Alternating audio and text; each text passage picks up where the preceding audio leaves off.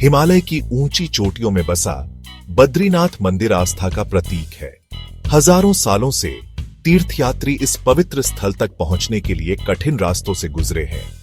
वे भगवान विष्णु पालनहार से आशीर्वाद लेने आते हैं, लेकिन इस जगह एक रहस्य छुपा है, दिव्य चतुराई और अनपेक्षित परिणामों की कहानी। बद्रीनाथ की कथा युगों युगों की कहानी है। इसमें शामिल हैं शक्तिशाली शिव, प्रेममयी पार्वती और हमेशा साधन संपन्न विष्णु। इनका दिव्य खेल इस लुभावने परिदृश्य के बीच घटित होता है। यह कहानी हमें भक्ति, क्षमा और देवताओं के बीच शाश्वत नृत्य के बारे में सिखाती है। यहां तक कि पहाड़ भी इस प्राचीन नाटक की कहानियां फुसफुसाते हैं। उन्हें याद है जब विष्णु ने अपनी दिव्य रणनीति से बद्रीनाथ को अपना निवास स्थान चुना था। लेकिन इसे समझने के लिए हमें पहले शुरुआत में वापस जाना होगा, उस क्षण तक जब इस दिव्य नाटक के बीज बोए गए थे। अपनी बुद्धि और कभी कभार की शरारतों के लिए जाने जाने वाले नारद एक बार विष्णु से मिलने गए। उन्होंने भगवान को आराम करते हुए पाया।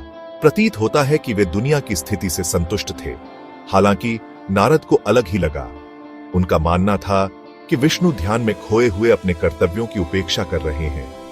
प्रभु, नारद ने प्रश्न किया, क्या आपको दुनिया की जरूरतों का ध्यान नहीं रखना चाहिए? आपका असली घर नींद में नहीं, बल्कि आपके भक्तों के दिलों में है।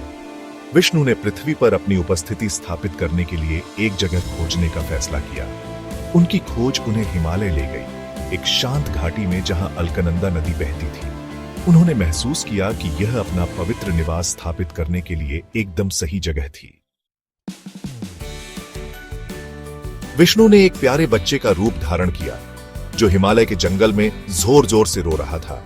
उनका रोना पार्वती तक पहुंचा, जो तुरंत मातृ प्रेम से भर गई। शिव, सुनो, उन्होंने आग्रह किया, एक बच्चा जरूरत में रो रहा है, हमें मदद करनी चाहिए। पार्वती की करुणा पर उनका दिल पिघल गया।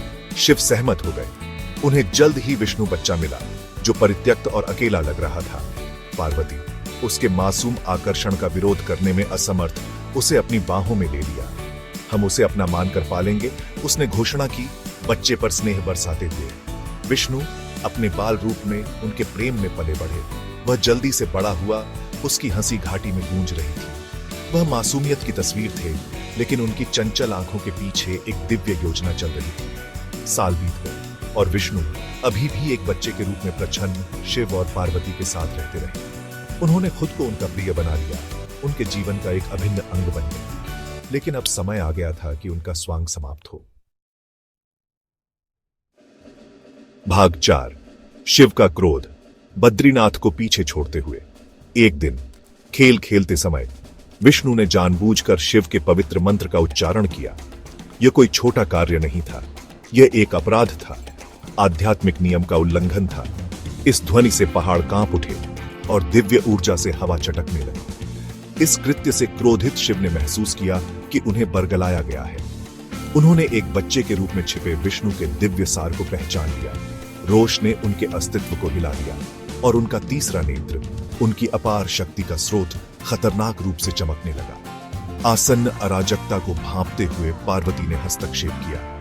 कृपया मेरे प्रिय, उसने शिव से विनती की, अपने क्रोध को शांत करो।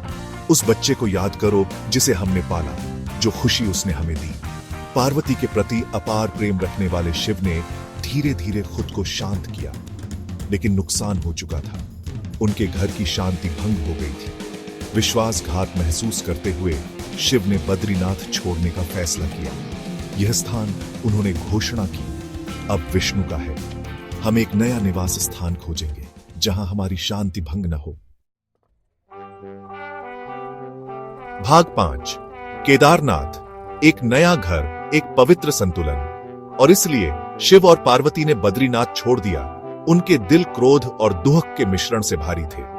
उन्होंने एक नए आश्रय की तलाश में हिमालय में आगे की यात्रा की। उनकी खोज उन्हें एक प्राचीन घाटी में ले गई, जहां राजसी केदारनाथ शिखर आकाश को छू रहा था। यहां शाश्वत बर्फ के बीच उन्हें शांति मिली। इस नए घर की शांति से प्रसन्न होकर शिव ने विष्णु के अपराध को क्षमा कर दिया और इसलिए एक संतुलन बहाल हुआ। विष्णु बद्रीनाथ में रहे, जबकि शिव और पार्वती ने केदारनाथ को अपना बना लिया। बद्रीनाथ की कथा एक अनुस्मारक के रूप में कार्य करती है कि दिव्य क्षेत्र में भी गलतफहमी और क्षमा एक भूमिका निभाते हैं। यह ईश्वरीय प्रकृति और ब्रह्मांड की परस्पर संबद्धता पर प्रकाश डालता है। यह कहानी हमें जीवन की चुनौतियों का सामना ज्ञान, समझ और चंचल लचीलेपन के साथ करने की याद दिलाती है।